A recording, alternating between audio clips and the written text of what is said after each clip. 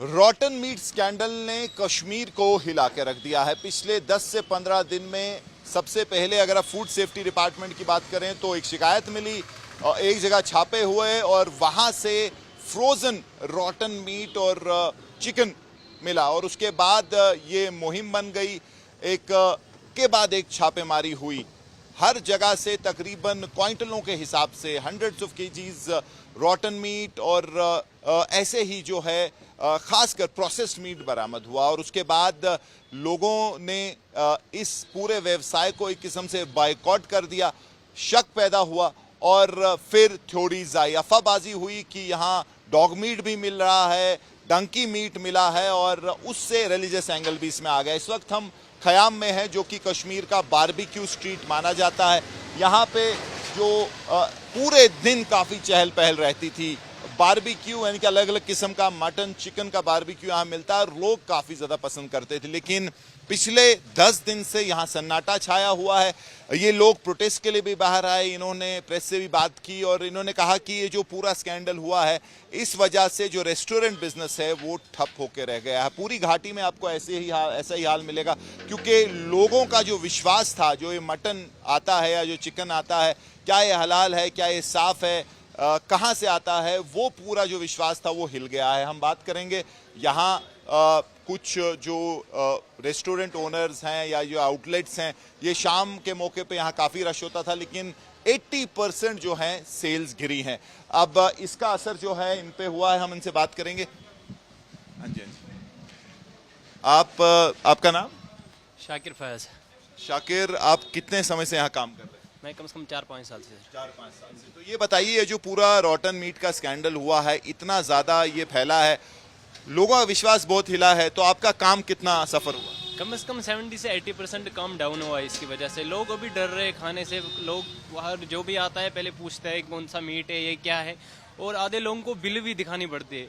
आधे लोग ऐसे भी होते हैं जो बोलते हैं पहले आप खुद खाओ फिर हम खाएंगे सर। ऐसे लोगों में डर का माहौल पैदा हुआ है। तो किसको कसूरवार ठहराते हैं आप? क्योंकि ऐसी बरामदी तो हुई है, मतलब फ्रोजन मीट मिला है, कई जगह से चिकन मिला है, खासकर जो प्रोसेस्ड रहता है यानी कि कीमा टाइप, वो उस पे साफ तौर पे सेफ्टी डिपार्टमेंट ने कहा है कि बहुत पुराना था, कई जगह सड़ा हुआ था। सोर्स क्या है किसी को पता नहीं है, अफवाहबाजी बहुत। जी बिल्कुल, जो भी बाहर से आता था, जो भी जैसे बोनलेस चिकन आता था बाहर से या जो भी रोटन मीट आता था, बहुत पुराना भी रहता था, यहाँ फैक्ट्री में रहता था, फिर यहाँ बहुत सारी दुकानों पे सर्व किया जाता था सर।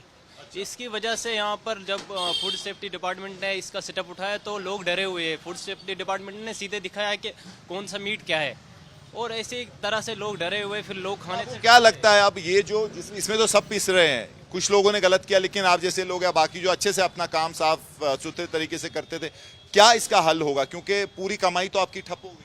बिल्कुल सर, पूरी कमाई ठप हो गई। इंशाल्लाह आने वाले टाइम में जब फूड सेफ्टी डिपार्टमेंट ने जो भी कदम उठाया, वो इनको जो भी ये बाहर से मीट आता है, जो भी रोटन मीट आता है, ये बंद हो जाए। लोगों को फिर लगे कि नहीं यहाँ रोटन मीट बंद हो गया, अब साफ सुथरा मीट आ रहे हैं, तो वो लोग खाने की कोशिश करेंगे। फिर तो कितना 80% तकरीबन? कम से कम 80% सर। ये सभी का हाल है? हाँ, एटलीस्ट सभी का हाल है। यहाँ पर खयाम चौक के मार्केट में कम से कम 20-25 रेस्टोरेंट एक साथ है, यहाँ सभी का हाल ऐसा ही सर।